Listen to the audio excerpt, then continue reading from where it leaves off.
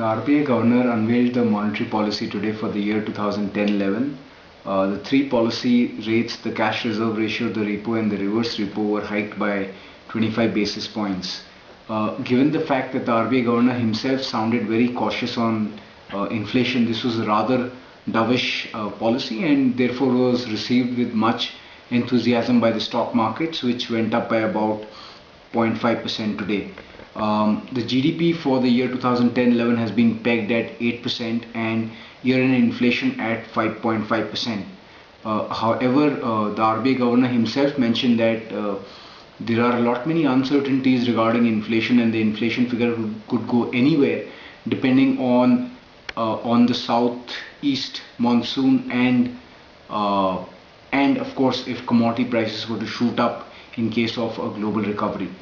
Well, to discuss how does this policy affect you and I, first of all, with about 40,000 crore of extra liquidity, an increase in CRR by 25 basis points is only going to flush out about 12,500 crores.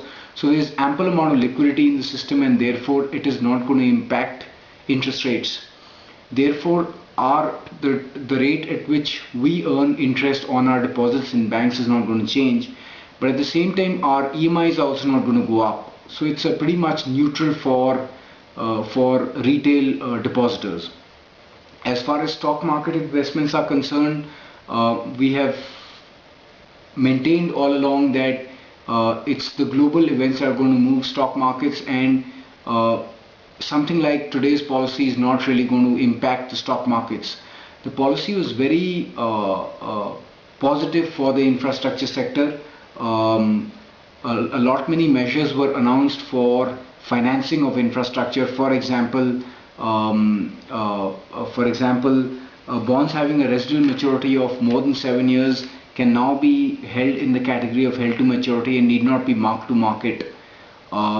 While market analysts were pretty positive about this measure, we would take it as a pinch of salt, given the fact that the banking sector does not have the ability to give long-term loans to the infrastructure sector. Even if they give a long-term loan of, let's say, about 10%, within a period of 3 years, that is, by the time that there would be only 7 years for the loan to mature, the bank would have to market to market, and therefore banks may not take this with much enthusiasm. There were other measures also announced for financing of infrastructure, such as reduction in provisioning norms for unsecured substandard assets. This policy was also good for the export sector, given the fact that currency options may be introduced very soon on the dollar. However, if interest rates shoot up, it may not be very good for exporters. On the whole, we think that the policy was good and accommodative for growth. However, the RBI does seem to be behind the curve as far as inflation is concerned. Thank you. The RBI